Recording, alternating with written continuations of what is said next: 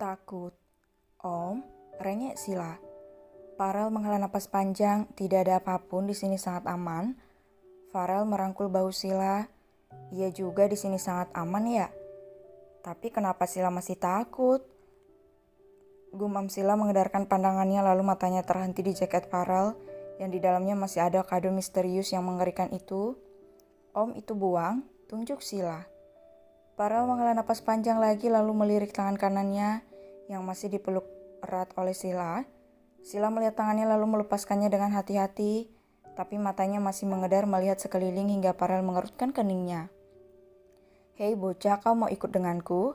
tanya Farel membuat Sila menoleh ke arah Farel dengan cepat ia mengangguk-angguk. "Gendong," pinta Sila. Farel menggelengkan kepalanya.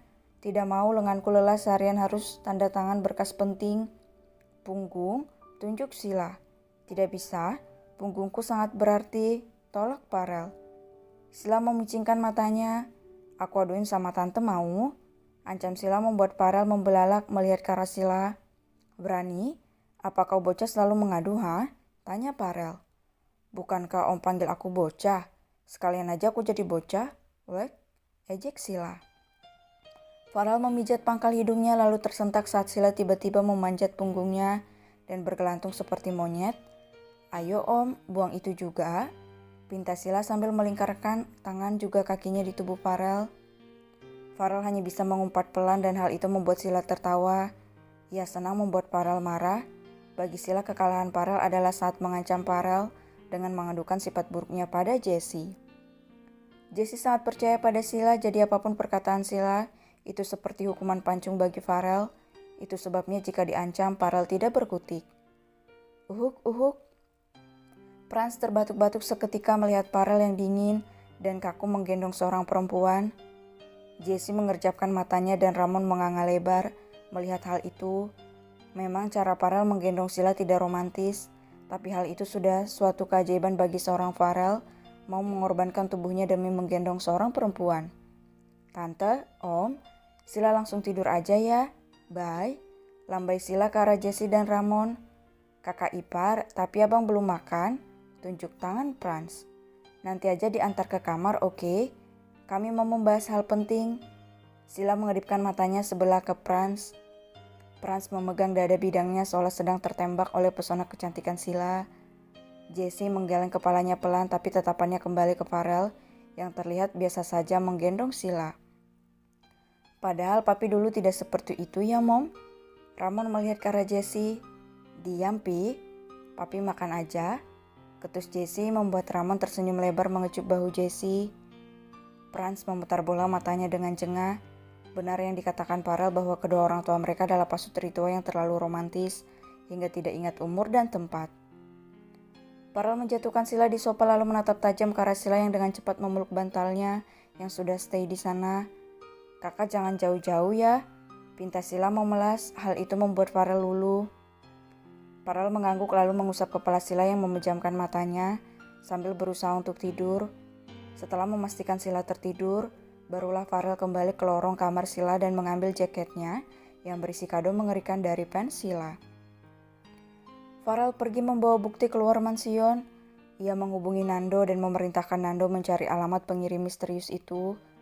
Entah mengapa Farel benci dengan hinaan yang diberikan oleh fans misterius Sila. Jika Sila takut membuat Farel tidak senang hingga Farel ingin menghancurkan siapapun yang membuat gadis barbarnya menjadi penakut.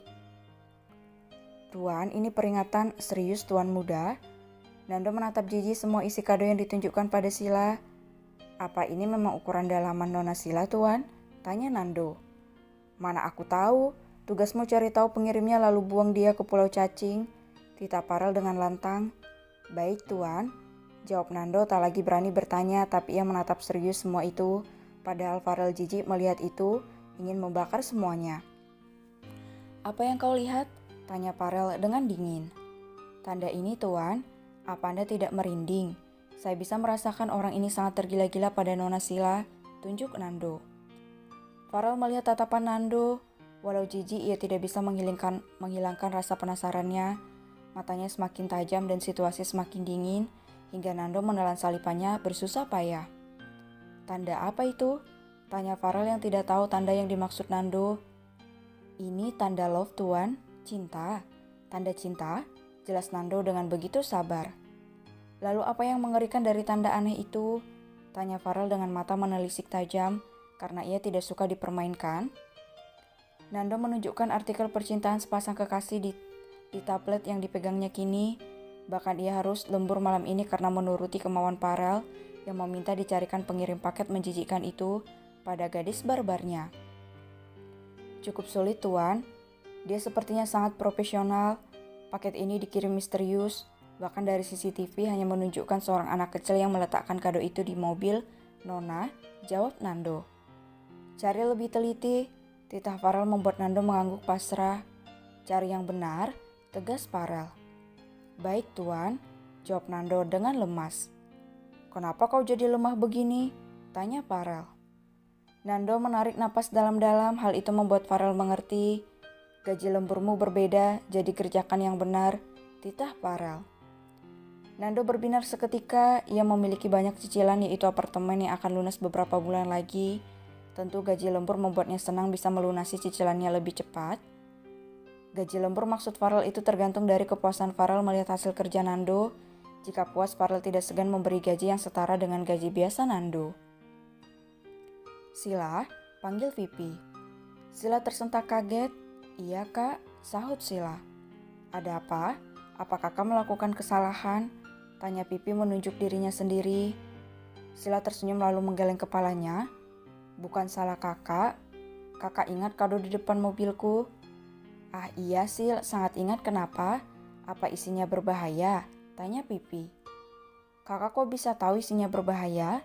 Tanya Sila penasaran. Kakak bekerja sudah lama dengan seorang public figure Sil, dan kebanyakan mereka mengirim pisau, bangkai tikus, dalaman dan banyak hal kotor lainnya, jawab Pipi. Begitu ya? Kenapa aku baru tahu sih? Gumam Sila. Apa isinya Sil? Tanya Pipi. Sila tidak menjawab, hanya menggelengkan kepalanya pelan sambil tersenyum dipaksakan. Pipi menarikkan kedua alisnya. Lain kali biar kakak yang melihat isi kadonya terlebih dahulu. Sila tersenyum tulus lalu memejamkan matanya. Ia berusaha untuk tidur tapi jujur bayangan itu membuatnya tidak bisa terlelap. Sila membuka matanya lalu melihat ke kiri dan kanan. Untuk pertama kalinya Sila tidak bisa tenang mendapat teror seperti itu, tapi ia tidak berani melaporkannya ke polisi karena takut fansnya kecewa. Sungguh Sila masih berpikir sempit sebab umurnya masih 20 tahun. Sila terlalu memikirkan perasaan orang lain. Waktu melawan Farel ia tidak takut karena Farel bukan fansnya. Terlebih saat itu Farel membuatnya marah. Bukan takut tapi saat ini fans penerornya membuatnya takut bukan marah.